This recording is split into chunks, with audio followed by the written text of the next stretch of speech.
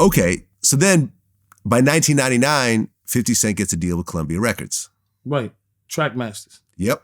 Right. And then he drops How to Rob. Definitely. It ruffled some feathers, but it was a cool Ruffle some feathers is what it did. He dissed P. Diddy, Bobby Brown, Whitney Houston, Wu-Tang Clan, Jay-Z, Stevie J, Big Pun, Master P, Will Smith, and Jada Pinkett. Corrupt, Foxy Brown, Jermaine Dupri, DMX, Sticky Fingers, R. Kelly, Mike Tyson, Busta Rhymes, and I'm actually not even naming all of them. But How to Rob, but you're not mentioning who was on there. Who else was on there? The Mad Rapper. The Mad Rapper was on there. So, and the Mad Rapper was on Biggie album, right? Right. And it was some joke shit, right? It was some joke shit. I took it as a joke, right? Most people took it as a joke, but not everyone took it as a joke. Number one, it was a brilliant song.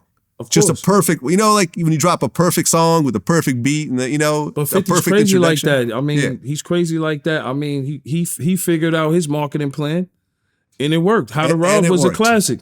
Right. Because Pun dissed him, Jay dissed him. Jay-Z responded on his high. And it was cool. And 50 was happy when Jay dissed him. How could you not be happy? I mean, and the Pun diss was cool. Pun the album, Pun is a fucking legend. Rest in peace. His son is fire. Like, he's fire. Wu-Tang dissed him. Yeah, Wu-Tang. Come on, they legends. Corrupt dissed him. I love Wu-Tang. They still hate me, but it's cool. I love them.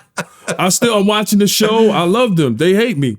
I love Ghostface. I love Raekwon. Everybody. Yeah, it is what it is. But you got to understand.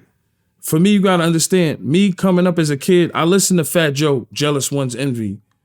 I listened to Wu-Tang, 36 Chambers. So they looked at it like when we came up and we was like in battles and dissing, because everybody had beef with 50. Right. But like, you got to understand, it's the nigga I came up with, so I was riding with him. But that don't mean I wasn't a fan of Wu-Tang, Fat Joe, DMX, anybody. I was a fan of everybody, but we always, I look at G-Unit, we always was the bad guys. Right. You know what I'm saying?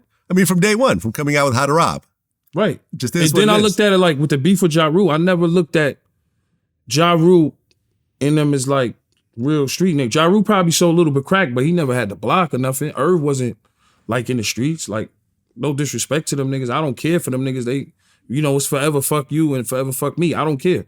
Because I fuck with 50 till the day I'm not here. But I never heard of Ja Rule. Like 50 was in them streets. He was out there. We was outside. You know what I mean? We was in the parties with Grandmaster Vic. We was in the parties that was getting shot up. We was in the building. 134 was looking good at that time. 134 and God Brewer.